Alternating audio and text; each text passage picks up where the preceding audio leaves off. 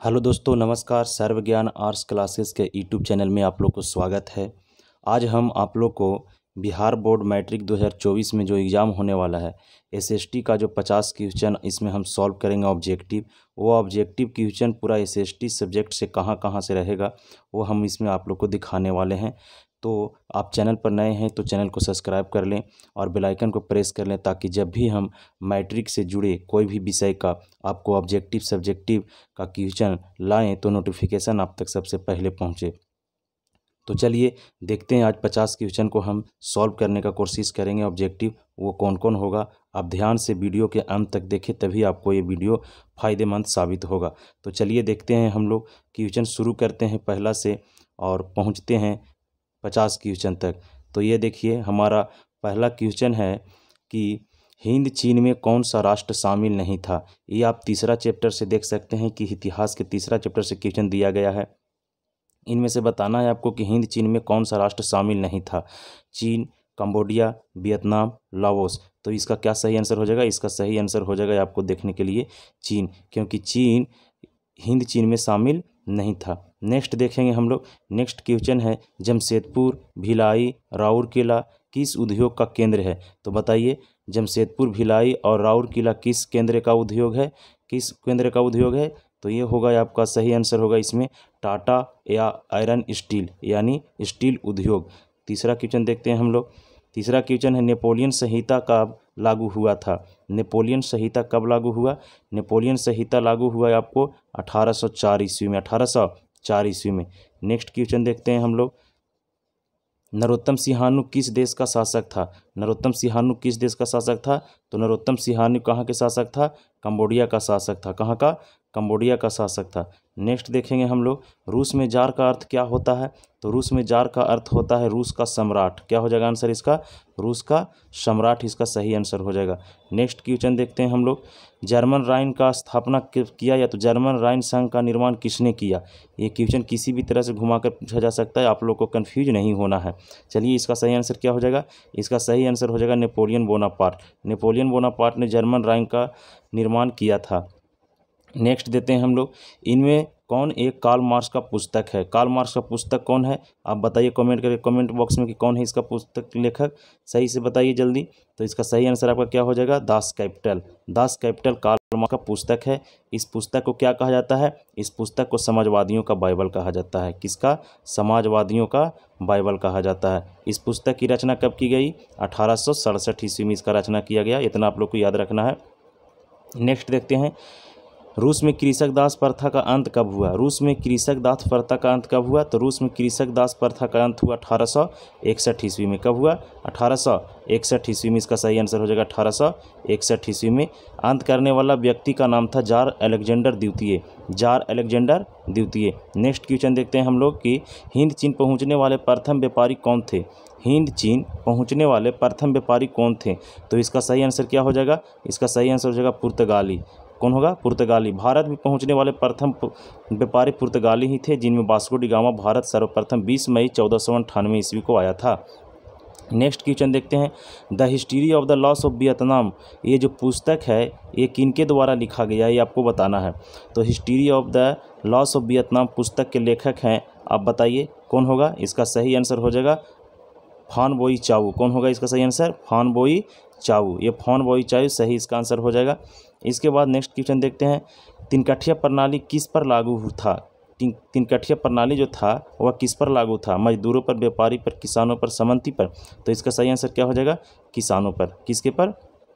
किसानों पर, क्योंकि तीनकठिया प्रणाली बिहार के पश्चिमी चंपारण में खेती कराया जाता था अंग्रेजों के द्वारा, और इसमें चंपारण सत्याग्रह महात्मा गांधी जी के द्वारा 17 ईस्वी में सफल रहा। और 1917 ईस्वी में ही रविन्द्रनाथ टैगोर ने गांधी जी को महात्मा की उपाधि दिया था। किसकी उपाधि दिया?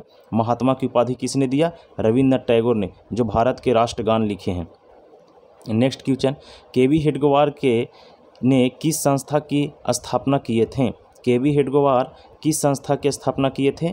किस संस्था की? तो राष्ट्रीय स्वयंसेवक के किए थे। राष्ट्रीय स्वयंसेवक को क्या बोलते हैं? RSS। RSS राष्ट्रीय स्वयंसेवक। इसकी स्थापना 1925 ईस्वी में किया गया था केवी हेडगेवार के द्वारा। केवी हेडगेवार के द्वारा कब किया गया था? 1925 ईस्वी में। केवी का मतलब होता है केशव बलिराम हेडगेवार, पूरा नाम इसका केशव बलिराम हेडगेवार। नेक्स्ट क्वेश्चन देखते हैं, भारतीय राष्ट्रीय कांग्रेस के प्रथम या पहले मुस्लिम अध्यक्ष कौन बने? भारतीय राष्ट्रीय कांग्रेस के प्रथम या पहले मुस्लिम अध्यक्ष कौन बने? तो इसका सही आंसर आपको हो जाएगा ऑप्शन नंबर यहाँ देखिए सी, बदरुद्दीन तैयबजी। बदरुद्दीन तैयबजी, क्योंकि आप लोग को पता है कि भारतीय राष्ट्रीय कांग्रेस की स्थापना 1885 में किया गया था। कब किया गया था? 1885 ईस्वी में किया गया था। कौन किए थे? A.O.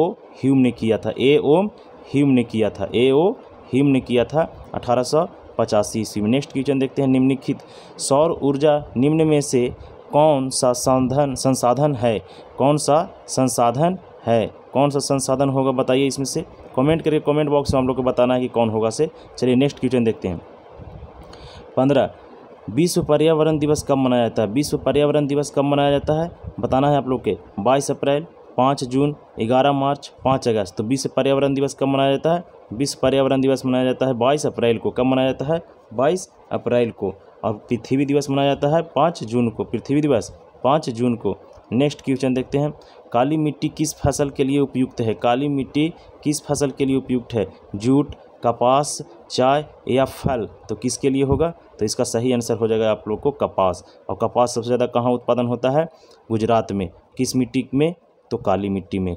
नेक्स्ट क्वेश्चन, प्रथम पृथ्वी सम्मेलन कहाँ आयोजित हुआ? प्रथम पृथ्वी सम्मेलन कहाँ आयोजित हुआ था? तो प्रथम पृथ्वी सम्मेलन रियो डी जेनेरो में हुआ था। और रियो डी जेनेरो कहाँ पड़ता है? ब्राज़ील देश में पड़ता है। कहाँ है? ब्राज़ील में पड़ता है। चलिए नेक्स्ट क्वेश्चन देखते हैं, मेढक के प्रजनन को नष्ट करने वाला रसायन कौन है? एंड्रीन, यूरिया, बेंजीन या तो फास्फोरस? तो क्या होगा इसका सही आंसर? इसका सही आंसर क्या हो जाएगा? एंड्रीन। क्या हो जाएगा? एंड्रीन। इसका सही आंसर हो जाएगा एंड्रीन। नेक्स्ट क्वेश्चन देखते हैं, सोन परियोजना किस नदी पर बनाया गया है? तो सोन परियोजना आपको देखने के लिए मिल जाएगा कहाँ? सोन नदी पर। इसका सही आंसर हो जाएगा जो बिहार में है। नेक्स्ट क्वेश्चन है, काली मिट्टी को और किस नाम से जाना जाता है? तो काली मिट्टी को और किस नाम से? बांगर, खादर, रेगुर या लेटराइट? तो इसका सही आंसर क्या होगा? रेगुर मिट्टी। नेक्स्ट क्वेश्चन देखते हैं हम लोग, देश में सर्वाधिक वर्षा किस जगह पर होता है? देश में सर्वाधिक वर्षा कहाँ होता है? तो मानसीराम में होता है। कहाँ? मानसीराम इसका सही आंसर हो जाएगा। और मानसीराम कहाँ पड़ता है? मेघालय में पड़ता है। मेघालय में मानसीराम है, आपको याद रखना है। नेक्स्ट, देश में किसने बांधों को भारत का मंदिर कहा? देश में किसने बांधों को भारत का मंदिर कहा था? तो इसका सही आंसर क्या हो जाएगा? इसका सही आंसर हो जाएगा P.J. नेहरू, यानी पंडित जवाहरलाल नेहरू ने कहा था। नेक्स्ट क्वेश्चन, प्रथम पृथ्वी सम्मेलन कहाँ हुआ? ये बता देंगे आप लोग के कि रियो डी जेनेरो में हुआ था। नेक्स्ट क्वेश्चन है, नंदा देवी राष्ट्रीय उद्यान किस राज्य में है? नंदा देवी राष्ट्रीय पार्क कहाँ है? तो इसका सही आंसर हो जाएगा आपको को उत्तराखंड। कहाँ है? उत्तराखंड में है। कोडरमा से कौन सा खनिज निकाला जाता है? कोडरमा से कौन सा खनिज निकाला जाता है? तो कोडरमा से आप लोग को पता होगा कि अभ्रक सबसे ज़्यादा निकाला जाता है। भारत में सबसे ज़्यादा अभ्रक कहाँ होता है? तो ये होता है कोडरमा में। और कोडरमा कहाँ है? कोडरमा झारखंड में है। ये पहले बिहार में था। 2002 ईस्वी को झारखंड बिहार से क्या हो गया? अलग हो गया था। 2000 ईस्वी में हुआ था। भारत की प्रथम तेल शोधक कारखाना कौन है? तो भारत की प्रथम तेल शोधक कारखाना है डिगबोई। और डिगबोई कहाँ पड़ता है? असम में। कहाँ? असम में। तेल शोधक कारखाना बरौनी भी है, लेकिन ये बरौनी बिहार में है। नेक्स्ट, निम्न में कौन सा रोपण फसल नहीं है? रोपण फसल कौन नहीं है? तो इसका सही आपको आंसर हो जाएगा धान, क्योंकि धान एक रोपण फसल नहीं है। ये क्वेश्चन बहुत ही इम्पोर्टेंट है, आपको इसको एकदम याद कर लेना है। नेक्स्ट क्वेश्चन है, दाल में कौन सा पौष्टिक आहार पाया जाता है? तो दाल में कौन सा पौष्टिक आहार पाया जाएगा? तो इसका सही आंसर क्या हो जाएगा? दाल में आपको प्रोटीन पाया जाता है। क्या पाया जाता है? प्रोटीन। और दालहन पौधे के जड़ में क्या होता है? नाइट्रोजन होता है। क्या होता है? नाइट्रोजन। विश्व की प्रथम पेपर मिल की स्थापना हुई थी। विश्व में प्रथम पेपर मिल की स्थापना कहाँ हुआ था? पेपर का स्थापना ये कहाँ? चीन में आपको देखने के लिए मिलेगा। कहाँ? चीन। और चीन भारत का पड़ोसी देश है। नेक्स्ट क्वेश्चन, सिंदरी किस उद्योग के लिए प्रसिद्ध है? सिंदरी किस उद्योग के लिए प्रसिद्ध है? तो ये आपको हो जाएगा उर्वरक उद्योग के लिए, क्योंकि यहाँ रासायनिक खाद बनाए जाते हैं और ये धनबाद झारखंड में स्थित है। नेक्स्ट क्वेश्चन है, देखिए, सीमेंट उद्योग का कच्चा माल क्या है? सीमेंट उद्योग का कच्चा माल आप लोग को देखने के लिए मिल जाएगा। तो इसका सही आंसर क्या हो जाएगा? चूना पत्थर। क्या होगा इसका सही आंसर? चूना पत्थर इसका सही आंसर होगा। नेक्स्ट क्वेश्चन देखते हैं, सिलिकॉन शहर के नाम से कौन प्रसिद्ध है? सिलिकॉन शहर किसे कहते हैं? तो सिलिकॉन शहर के नाम से प्रसिद्ध है आप लोग को बेंगलोर। कौन है? बेंगलुरु। बेंगलुरु कहाँ है? तो बेंगलुरु कर्नाटक की राजधानी है। बेंगलुरु कहाँ है? तो कर्नाटक की राजधानी है। सिलिकॉन शहर भी बोलते हैं इसको, इलेक्ट्रॉनिक सिटी भी बोलते हैं इसको, सॉफ्टवेयर पार्क भी बोलते हैं इसी को। नेक्स्ट क्वेश्चन है, भारत में सबसे ज़्यादा पक्की सड़कें किस राज्य में है? भारत में सबसे ज़्यादा पक्की सड़क किस राज्य में है? तो किस राज्य में हो जाएगा? बिहार है, दिल्ली है, कर्नाटक है और महाराष्ट्र है। तो इसका सही आंसर क्या हो जाएगा? तो इसका सही आंसर हो जाएगा आपका महाराष्ट्र। क्या हो जाएगा इसका सही आंसर? महाराष्ट्र, क्योंकि सबसे ज़्यादा पक्की सड़क कहाँ है? महाराष्ट्र। और महाराष्ट्र को क्या राजधानी कहाँ? मुंबई। मुंबई को क्या कहा जाता है? भारत की वित्तीय राजधानी, आपको याद रखना है। वित्तीय राजधानी किसे कहा जाता है? मुंबई को। नेक्स्ट क्वेश्चन है, भारतीय योजना आयोग के प्रथम अध्यक्ष कौन? भारत के प्रथम या भारतीय योजना के आयोग के प्रथम अध्यक्ष कौन थे? तो भारतीय योजना आयोग के प्रथम अध्यक्ष कौन होंगे? तो इसका स्थापना कब हुआ था? तो इसका स्थापना हुआ था 15 मार्च 1950 ईस्वी को। 15 मार्च 1950 ईस्वी को। और योजना आयोग के जो अध्यक्ष होता है वो भारत के प्रधानमंत्री होते हैं। तो प्रथम प्रधानमंत्री भारत के कौन बने थे? पंडित जवाहरलाल नेहरू। तो इसका सही आंसर क्या हो जाएगा? पंडित जवाहरलाल नेहरू। नेक्स्ट क्वेश्चन देखते हैं, 2011 की जनगणना के अनुसार भारत की आबादी कितनी थी? 2011 में जनगणना हुआ तो भारत में कुल जनसंख्या कितना था? तो इसका सही आंसर क्या हो जाएगा? इसका सही आंसर हो जाएगा 121 करोड़। 121 करोड़। जनसंख्या के बारे में थोड़ा सा बता देते हैं आप लोग के। भारत में पहली जनगणना 1872 ईस्वी में कराया गया। भारत में पहली जनगणना 1872 ईस्वी में कराया गया और इस समय लॉर्ड मेयो के शासनकाल था भारत में अंग्रेजों के। इसके बाद भारत में नियमित जनगणना 1881 ईस्वी में कराया गया। 1881 ईस्वी में लॉर्ड रिपन के शासनकाल में हुआ था। इसके बाद 1872 से 2011 ईस्वी तक जो जनगणना हुआ, इस जनगणना की 15वीं जनगणना थी। कितनी जनगणना? 15वीं जनगणना थी। जनगणना थी तो 15वीं जनगणना कब से कब तक? 1872 ईस्वी से लेके 2011 ईस्वी तक। और बात करेगा कि स्वतंत्रता प्राप्ति के बाद, तो स्वतंत्रता प्राप्ति के बाद जनगणना कब कराया गया देश में? तो स्वतंत्रता प्राप्ति के बाद 1951 में कराया गया और 1951 से लेके 2011 ईस्वी तक ये कितनी जनगणना होगी? तो ये 7वीं जनगणना होगी। आप लोग को याद रखना है, ये आपको इम्पोर्टेंट क्वेश्चन माना जाएगा। नेक्स्ट, भारत में नीति आयोग का स्थापना कब किया गया? भारत में नीति आयोग का स्थापना कब किया गया? तो इसका सही आंसर क्या हो जाएगा? इसका सही आंसर हो जाएगा 1 जनवरी 2015 ईस्वी को नीति आयोग का स्थापना किया गया। ये आप लोगों ने देखा पहले कि 15 मार्च 1950 ईस्वी को जो योजना आयोग बनाया गया था, उसी योजना आयोग को ख़त्म करके नीति आयोग उसके स्थान पर लाया गया। 1 जनवरी 2015 को इसका नेतृत्व में लाया गया। नेक्स्ट क्वेश्चन देखते हैं, भारत में राष्ट्रीय आय की गणना कौन करता है? भारत में राष्ट्रीय आय की गणना कौन करेगा? तो भारत में राष्ट्रीय आय का गणना करेगा केंद्रीय सांख्यिकी संगठन। केंद्रीय सांख्यिकी संगठन है जो भारत में राष्ट्रीय आय की गणना करता है।